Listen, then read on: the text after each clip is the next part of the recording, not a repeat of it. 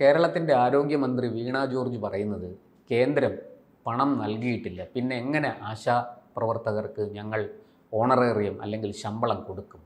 കേന്ദ്രമാണ് ഇതിൻ്റെ ഉത്തരവാദി. 2023-24 ഏതാണ്ട് 636.88 കോടി രൂപ നൽകാനുണ്ടെന്നാണ് വീണ പറയുന്നത്. എന്താണ് സാർ ഇതിൻ്റെ വാസ്തവം? വളരെ വ്യക്തമല്ലേ? JP നഡ്ഡ, സുരേഷ് ഗോപി ഉത്തരവാദിത്തപ്പെട്ട MP ആണല്ലോ, ഔദ്യോഗിക സംവിധാനത്തിൻ്റെ ഭാഗവുമാണല്ലോ.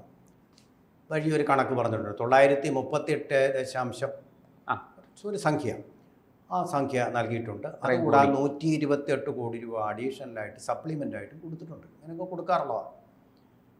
അത് വളരെ വ്യക്തമായിട്ട് അദ്ദേഹം പറഞ്ഞിട്ടുണ്ട്. ഇത് കിട്ടിയില്ല എന്ന് വീണ ജോർജ് ഇതുവരെ പറഞ്ഞിട്ടുണ്ടോ? ഇല്ല, ഇതുവരെ പറഞ്ഞിട്ടുണ്ട് ഇല്ല. അസംബ്ലിയിലോ പുറത്തോ പറഞ്ഞിട്ടുണ്ട്. കേന്ദ്രം തരാനുണ്ട്. ഏത് വകയിലാണ് തരാനുള്ളതെന്ന് ഈ ആരോഗ്യമന്ത്രി പറഞ്ഞിട്ടുണ്ടോ? അപ്പോൾ വളരെ വ്യക്തമല്ലേ ആരാ കള്ളം പറയുന്നതെന്ന്? സാർ, ഇത് ഇന്നലെ പത്രങ്ങൾക്ക് ഒരു പത്രക്കുറിപ്പ് ആരോഗ്യമന്ത്രിയുടെ ഓഫീസിൽ നിന്ന് വന്നു. ഇത് സഭയിൽ പറഞ്ഞതല്ല, പുറത്ത് പത്രക്കാരോട് പറഞ്ഞതുമല്ല. പക്ഷെ ആരോഗ്യമന്ത്രിയുടെ ഓഫീസിൽ നിന്നൊരു റിലീസ് വരികയാണ്. 633.88 കോടി രൂപ കിട്ടാനുണ്ട്. ഏത് 2023-24 വേറെ ഒരു വ്യക്തതയും അതിനകത്തില്ല. അത് കേന്ദ്രവും സമ്മതിക്കുന്നുണ്ടെന്നാണ് അവരുടെ അവകാശവാദം. കേന്ദ്രം സമ്മതിച്ചില്ലല്ലോ, JP നഡ്ഡ സമ്മതിച്ചില്ലല്ലോ. ഇല്ല. പാർലമെന്റിൽ അതിനു മുമ്പ് നമ്മുടെ ഇടുക്കി MP ചോദിച്ചിരുന്നല്ലോ. ആ കാര്യത്തിലും അങ്ങനെ കൊടുക്കാനുണ്ടെന്നുള്ളത് ഇല്ല. കുടിശ്ശികയുടെ കാര്യം ഒന്നും ഇല്ല. പാർലമെന്റിലോ മന്ത്രിമാർക്കോ അങ്ങനെ കള്ളം പറയാൻ പറ്റില്ല. അത് പറ്റില്ല. പറഞ്ഞാൽ അത് തെറ്റാണ്. തന്നെയല്ല, അവർ എളിഭ്യരായി പോകും സത്യം പുറത്തു വരുമ്പോൾ. വലിയ നിയമപ്രശ്നങ്ങൾ ഉണ്ടാവില്ലേ സാർ? തൻ്റെ മന്ത്രാലയത്തിൽ ചോദിച്ചതിന് ശേഷമല്ല, ചുമ്മാ ഓഫ് ഹാൻഡായിട്ട് പറയുന്നതല്ല. വീണ ജോർജിൻ്റെ തന്ത്രം എന്താ? ഇതെല്ലാം കിട്ടി, വക മാറ്റി ചെലവഴിച്ച് നശിപ്പിച്ച് കളഞ്ഞു. ആശാ വർക്കർമാർ അവർ സംഘടിതരല്ലല്ലോ. അതെ, CITUവിൻ്റെ സംഘടനയുണ്ട്. 26,000 പേരുടെ ഒരു സംഘടന ഉള്ള ഒരു വർക്ക് ഫോഴ്സാണ് ഇവർ. അതെ, 26,000. അതിൽ മഹാഭൂരിപക്ഷവും CITUക്കാരാണ്. 26,000 549 പേരൊഴികെ ബാക്കിയെല്ലാം CITU യൂണിയനിൽപ്പെട്ട ആൾക്കാരാണ്. അപ്പോൾ അവരോടൊന്ന് പറഞ്ഞു നിങ്ങളൊന്ന് അഡ്ജസ്റ്റ് ചെയ്യണം, പണമില്ല. അവരൊന്ന് സമ്മതിച്ചു. അല്ലാത്തവരാണ് ഈ കടന്ന് സമരം നടത്തുന്നത്. ഏതാണ്ട് 549 പേരുണ്ട്. അവരുടെയാണ് ഈ സമരം. അതെ, ദയനീയമാണത്. പക്ഷേ ഗവൺമെൻറ്റിന് വേണ്ടി 26,000 പേർക്ക് വേണ്ടിയിട്ടാണ് അവർ സമരം ചെയ്യുന്നത്. CITU അഡ്ജസ്റ്റ് ചെയ്യുന്ന പോലെ ഇവർ അഡ്ജസ്റ്റ് ചെയ്യണമെന്ന് പറയാൻ കഴിയുമോ? എത്ര തുച്ഛമായ തുകയാണ് അവർക്ക് കിട്ടുന്നത്. അതുകൊണ്ടാണ് ഈ വെയിലും മഴയും എല്ലാം നനഞ്ഞ് പകൽ ഇവരിങ്ങനെ കിടന്ന് കഷ്ടപ്പെട്ട് മുദ്രാവാക്യം വിളിച്ച് തൊണ്ട കീറി എല്ലാവരും ഒരു പരുവമായി. ഒരു തൊഴിലാളി വർഗം തന്നെ അല്ലേ അവർ? നിങ്ങളുടെ യൂണിയന് പൈസ മാസം തോറും അടയ്ക്കുന്നില്ല, പിരിവ് നൽകുന്നില്ല എന്നുള്ളത് ശരി തന്നെ. പക്ഷെ തൊഴിലാളി വർഗത്തിൽ പെട്ട ആൾക്കാർ തന്നെ അല്ലേ അവരും? ഒരിറ്റ് ദയ കാണിക്കണ്ടേ? അർഹിക്കുന്നില്ലേ അവർ? കാണിക്കണ്ടേ? അത് ചെയ്യുന്നില്ല.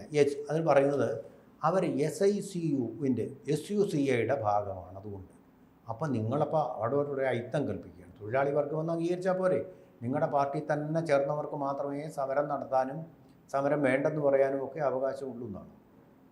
അതാണോ ജനാധിപത്യം? അത് ഫാഷിസമല്ലേ? അതാണിപ്പം വീണ ജോർജ് പറയുന്നത്. എന്താണെന്നറിയാമോ? നമുക്ക് വേണമെങ്കിൽ പറയാം, താങ്കളോട് ചോദിക്കുന്നു, എനിക്ക് ഒരു 10,000 രൂപ വേണം, ആവശ്യപ്പെടാം. താങ്കളത് പറയുന്നു, ഇത് എന്ത് വകയിലാണ്, തരാനില്ല എന്ന് പറയും.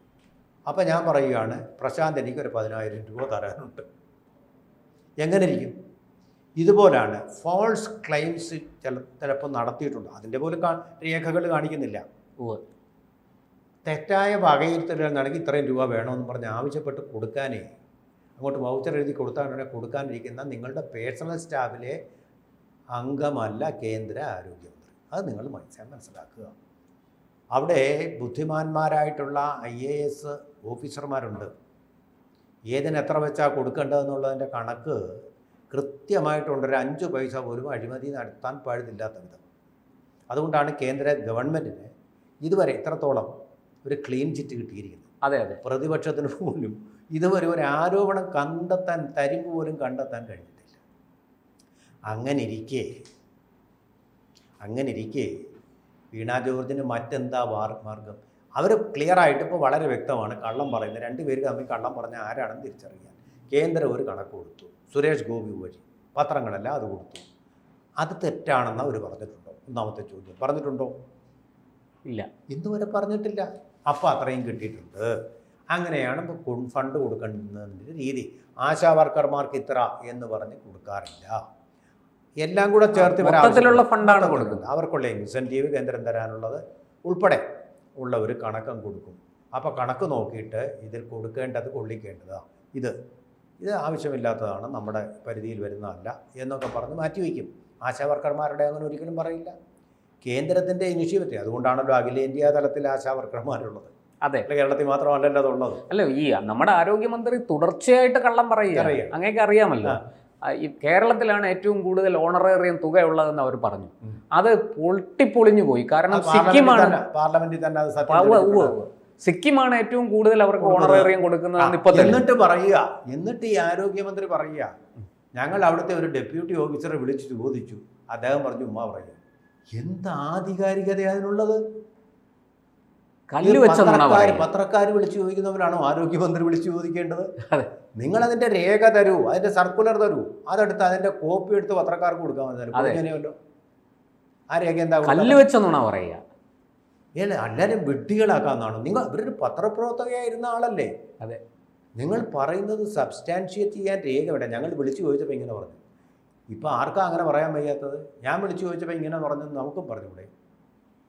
അതാണോ അതിൻ്റെ ആധികാരികത തെളിയിക്കുന്നത്? ഞങ്ങൾ വിളിച്ചു ചോദിച്ചപ്പോൾ ഇങ്ങനെ പറഞ്ഞത്. എന്ത് മോശമായതൊക്കെ ഈ ഭരണത്തിൻ്റെ നിലവാരം. സാർ, ഇതുകൊണ്ട് തന്നെയല്ലേ പ്രതിപക്ഷം വളരെ കൃത്യമായിട്ട് ഈ കണക്കുകൾ ഉദ്ധരിച്ചുകൊണ്ട്, നമ്മളിപ്പോൾ സ്വാഭാവികമായിട്ട് കോൺഗ്രസ് ഒരിക്കലും BJPയുമായിട്ട് ചേരാൻ പോകുന്നില്ല. പക്ഷേ അവർ സത്യസന്ധമായിട്ട് വി ഡി സതീശനും പ്രേമേന്ദ്രൻ ഉൾപ്പെടെയുള്ളവർ, സുരേഷ് ഗോപിയുടെയൊക്കെ കാര്യം പോട്ടെ, അവർ BJPക്കാരാണെന്ന് പറയാം. പക്ഷേ ഈ പ്രതിപക്ഷത്തിരിക്കുന്ന MLAമാരും MP മാരും വളരെ കൃത്യമായിട്ട് ഈ കണക്കുകളുമായിട്ട് രംഗത്ത് വന്നത് ഇത് സുതാര്യമായതുകൊണ്ടല്ലേ. പാർലമെന്റിൽ പ്രവർത്തിക്കുന്ന ഒരു MP ആണല്ലോ എൻ കെ പ്രേമചന്ദ്രൻ. അദ്ദേഹം വളരെ കൃത്യമായിട്ട് പറഞ്ഞു, ഈ ഗവൺമെൻറ് എപ്പോഴും ചെയ്യുന്നത് അവരുടെ ഫണ്ടെല്ലാം പുട്ടടിച്ച് കളഞ്ഞു. അതെ, ഈ പേഴ്സണൽ സ്റ്റാഫിനും PSC അംഗങ്ങൾക്കും ഇത്രയും ലക്ഷം രൂപ കൊടുക്കാനുള്ളപ്പോൾ കയ്യിലൊന്നുമില്ല. അപ്പോൾ പറയുകയാണ് കേന്ദ്രത്തിനെതിരെ ജനങ്ങളെ തിരിക്കാൻ വേണ്ടിയിട്ട് കേന്ദ്രം തരാനുള്ളത് കൊണ്ടാണെന്ന്. തടി തപ്പുക എന്നാൽ വ്യക്തമായ കണക്കുണ്ടോ? ഇത്ര നാളായിട്ട് തന്നോ? ഇത് ആദ്യം തന്നെ ചെയ്യാൻ പറ്റുന്നത്. ആശാ വർക്കർമാർ സമരത്തിന് വന്നപ്പോൾ കേന്ദ്രം തരാത്തത് കൊണ്ടാണ്. കറക്റ്റായിട്ടുള്ള കണക്ക് പറയാം. അതെ, ചുമ്മാ കിടന്ന് കള്ളക്കണക്ക് കാണിച്ച ആളുകളെ വിഡ്ഢികളാക്കുകയാണ് ചെയ്യുന്നത്. മനസ്സിലായോ? ഇപ്പോൾ തരാനില്ലെന്ന്. എന്തുകൊണ്ട് തരാനില്ല? PSCക്കാർക്ക് കൊടുക്കാനുണ്ടോ? എന്താ അവരോട് പറയാൻ ഇപ്പോൾ തരാനില്ലെന്ന്? നിങ്ങളുടെ പേഴ്സണൽ സ്റ്റാഫിലെ കുറച്ചുപേരെ പറഞ്ഞുവിട്. ബാധ്യത കുറേ ഇല്ലേ? എന്താ ചെയ്യാത്ത? പാർട്ടി ലെവി കുറയും. അതെല്ലാം വേണം. മൂക്കത്ത് വിരൽ വെച്ച് പോവുകയാണ്.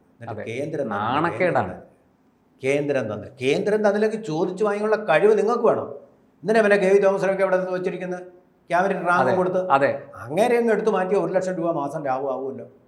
ഒന്നല്ല അവിടെ DA ഉൾപ്പെടെ എത്ര രൂപയാണ് വരുന്നത്? വലിയ തുകയാണ് വരുന്നത്. നിങ്ങൾ ചെലവ് ചുരുക്കാനുള്ള ഒരു സ്റ്റെപ്പ് പോലും എടുക്കാതെ ഇങ്ങനെ കേന്ദ്രം തരുന്നില്ലെന്ന് പറഞ്ഞാൽ കറക്റ്റായിട്ട് കണക്ക് അവരുടെ കയ്യിലുണ്ട്, അവരുടെ വിരൽത്തുമ്പിലുണ്ട്. ഓരോ മന്ത്രിയുടെയും വിരൽത്തുമ്പിലുണ്ട് ഇപ്പോൾ കണക്ക്. എല്ലാം ഈ കമ്പ്യൂട്ടർ വഴിയാണ് അവർ ഇതെല്ലാം അനലൈസ് ചെയ്യുന്നത്. അപ്പം തന്നെ കള്ളം പിടിക്കും. പണ്ടത്തെ പോലെ അല്ലിപ്പോൾ കള്ളം പറഞ്ഞാൽ അപ്പം തന്നെ പിടികൂടുന്ന കമ്പ്യൂട്ടറുകളുമായിട്ടാണ് അവരിരിക്കുന്നത്. അതുകൊണ്ട് ആ തന്ത്രമൊക്കെ ഇനി പഴച്ചു വേറെ മാർഗം കണ്ടെത്തുക. കേന്ദ്രം തരാനുണ്ട്. കള്ളം പറയരുത് കേട്ടോ, പച്ച കള്ളം പറയരുത്. മോശമാണിത് വളരെ. തങ്ങളുടെ പിടിപ്പുകേടിന് ഇങ്ങനെ കള്ളം പറഞ്ഞുകൊണ്ട് പോരുത്. സത്യസന്ധ ആർജവം. ഒരു വശത്ത് പിടിപ്പുകേട്, മറുവശത്ത് അഴിമതി. അത് കഴിഞ്ഞു കള്ളം പറച്ചിൽ. എന്ത് വൃത്തികെട്ട ഒരു ഗവേണൻസ് ആണ് ഇവിടെ നടക്കുന്നത്. Mismanagement in economic matters. അവിടെ ശരിയായ മാനേജ്മെൻറ്റ്. അതുകൊണ്ട് അവർക്ക് എപ്പോൾ വിരൽത്തുമ്പിലാണ്. സുരേഷ് ഗോപി ചോദിച്ചപ്പോൾ ഞങ്ങൾ ഇനിയൊന്നും ചെയ്യല്ല, എല്ലാം കൊടുത്തിരിക്കുക. കൃത്യമായിട്ട് കണക്കുണ്ടോ അവർക്ക്? ഇവിടെ ഒരു കണക്കില്ല. അല്ല, എല്ലാ വർഷത്തെയും കഴിഞ്ഞ 2023, 24, 22, 23 ഒക്കെ കണക്കുകൾ കൃത്യമായിട്ടാണ് പാർലമെന്റിൽ അവതരിപ്പിച്ചത്. സുപ്രീം കോടതിയിൽ എത്ര കേസ് കൊടുത്തു, തന്നില്ല എന്ന് ഒറ്റ ഒരെണ്ണം ജയിച്ചു. കാരണം നിങ്ങൾക്ക് കണക്കുമില്ല, കയ്യുമില്ല, നിങ്ങൾക്ക് കണക്കുമില്ല, ലക്ഷ്യമില്ലാത്ത കുത്തഴിഞ്ഞ പുസ്തകമാണ് നിങ്ങളുടെ ഈ ഭരണവും അതിൻ്റെ കണക്കും. അതാണ് സംഭവം. ധനവകുപ്പും വളരെ മോശത്തിലാണ് മുന്നോട്ട് പോയിക്കൊണ്ടിരിക്കുന്നത്. ചുരുക്കി പറഞ്ഞാൽ എല്ലാം കുളമായി. എല്ലാം ശരിയാകുമെന്ന് പറഞ്ഞു LDF വരും, എല്ലാം കുളമാക്കി. ഇത്രയേ ഉള്ളൂ സംഭവം. കൂടുതലൊന്നും പറയാനില്ല. കൂടുതൽ വാർത്തകളും വിശേഷങ്ങളും നിങ്ങളിലേക്ക് എത്താൻ ABC മലയാളം സബ്സ്ക്രൈബ് ചെയ്യുക, ബെൽ ബട്ടണും അമർത്തുക.